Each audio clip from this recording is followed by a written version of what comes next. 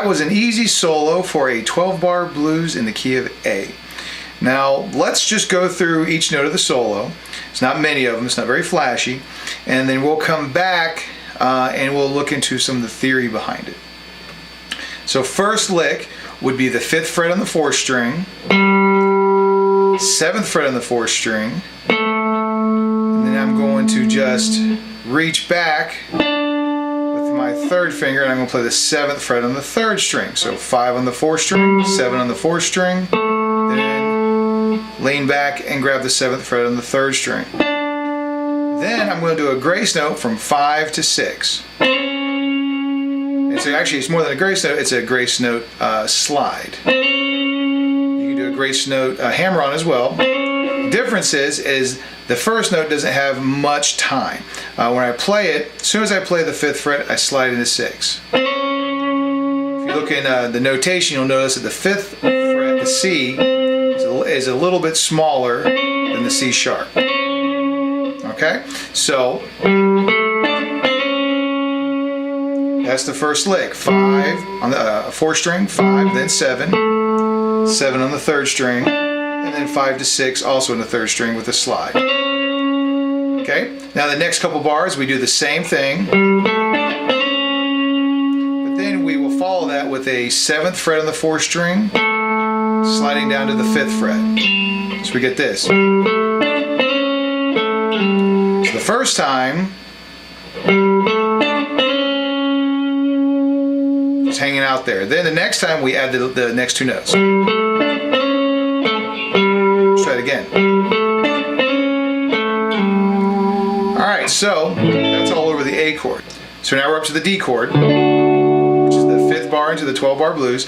The lick will be 5 to 7 on the 3rd string, and it'll be a slide. And then 8 to 7 on the 2nd string. So you get this. Now you can play those notes separately, but I like the legato sound of doing some sliding. Okay, and that's all over the 4 chord, which is D. That's the 5th bar in. Okay, so now that'll be bars 5 and 6. Then we'll go back to the 7th bar for the A chord. Okay, so now this one we're basically going to repeat the 2nd lick out of the first 2 in the beginning. So we'll just do again when we return back to the 1 chord, the A chord. Okay, so that's going to be 7 and 8. Now for now we're going to go to the 9th bar. Okay, and that's going to be an E7. And this lick, oops, is really just outlining the chord. And that's going to be a 7th fret on the 3rd string, slides up to the 9th fret on the 3rd string, then play the 9 on the 2nd string, play that 9th fret on the 3rd string, and come back down. You can take that exact same idea. We go to the 4 chord, but this time you start on the 5th fret. So 5 to 7 on the 3rd string, 7th fret on the 2nd string, and then 7 to 5 on the 3rd string. So altogether, those 2 together will be.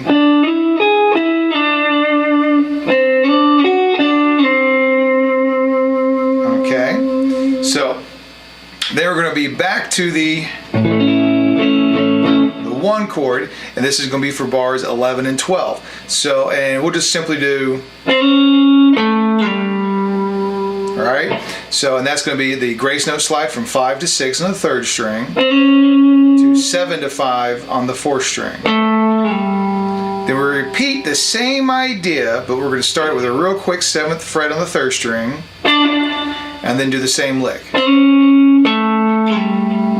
And that would happen on the 12th bar. Okay, so all together, it's the first lick.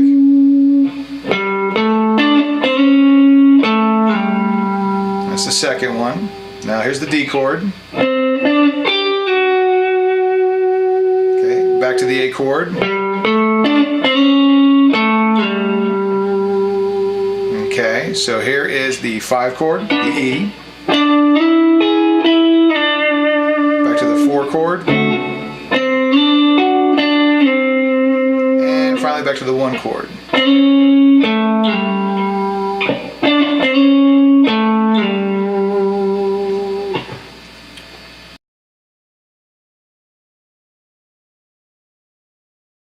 right, now let's look into all the theory of what's going on with all that and why it's so cool.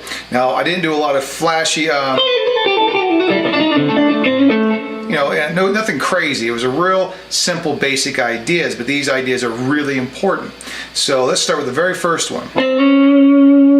That 5 to 6 slide on the 3rd string. So the 5th fret to the 6th fret. Now what that is we're sliding from a flat 3rd into a major 3rd. Okay, now what in the world is all that? Well, remember we're playing, it's a major 12-bar blues, and this first chord's an A. Okay, it's a major chord, and I'm using a minor scale, a minor pentatonic, to solo on top of it. So it's missing this note. It has this note, which is our flat 3rd, but it does not have the major 3rd. So we just add it, all right? And it's really cool to, when you add the major 3rd, is to approach it from the flat 3rd, which is the 5th fret. Now, why does this sound so cool? Well, this 3rd is the reason the major chord sounds happy, is that major sound. When it comes back to here, now that's a flat 3rd. So if we were playing a minor blues, then that would be perfect. But since it's a major chord, we will add that note into it. Now let's look at the next lick that's going to be in bars 3 and 4.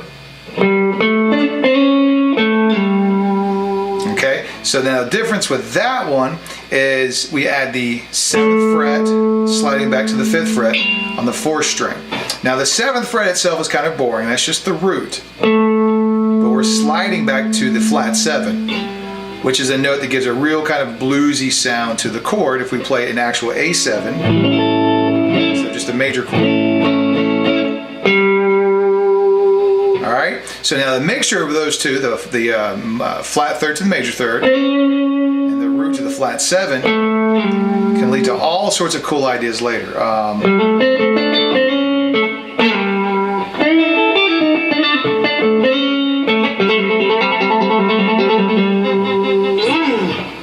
Now the next chord, the 4 chord, the D chord, we're going to do this same idea. Okay, the 5th fret on the 3rd string, the 7th fret on the 3rd string, 8th fret on the 2nd string to the 7th fret on the 2nd string. Now it's a similar idea. I guess it's not the same idea. We're not going from the flat 3rd to the 3rd. We're doing the opposite side of the 3rd. We are playing the 4th degree into the 3rd. And just like the major note, the major 3rd for the A, the major 3rd for the D is not in this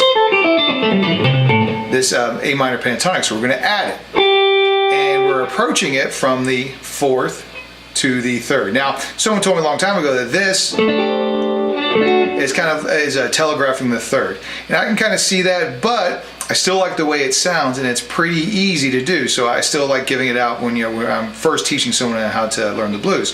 So this note, like I said, the 4th over the D chord gives like a sus sound, the suspended 4th, okay, and then back to the 3rd. So it's a nice resolve, okay. All right, so that's another really cool idea. Adding a note that's not in that scale at all. All right, now when we go back to the 1 chord, we just do the second half of the first 2 licks, the lick that happened on bars 3 and 4. So we have, so nothing really new there, okay? Now we're getting up to the 5 chord, okay? And we're outlining this chord with basically an arpeggio that we're sliding around. So what that is, that's the flat 7, that really cool note, sliding into the root, then playing the 3rd, and then back to that root, flat 7 from the root.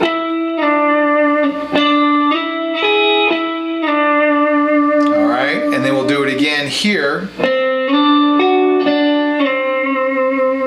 Now remember, that's a kind of a cool idea. If you have an idea that if you're at the end we're doing like the 5 to the 4 chord, idea that you are using over the 5 chord, you should be able to use it if you just, again, if you just play it 2 frets back, like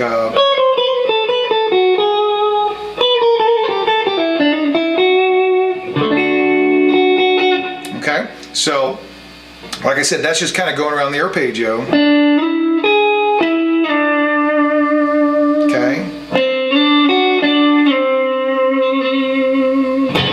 All right.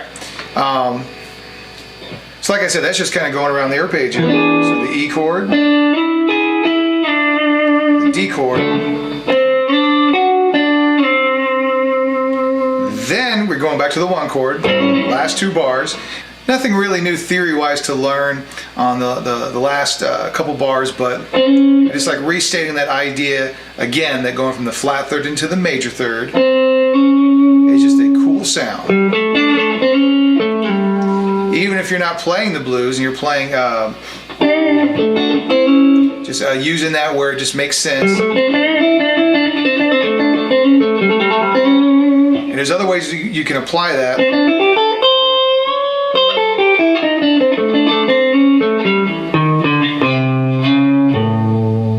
Just a wonderful, cool trick. A lot of uses for it. In fact, besides sliding and hammering onto it, you can bend to it. But a cool lick that I picked up from a Jimmy Page solo was you can do a quarter step bend here. So you're not on the flat third, you're on the major third, you're in between the two. So it just sounds a little nasty.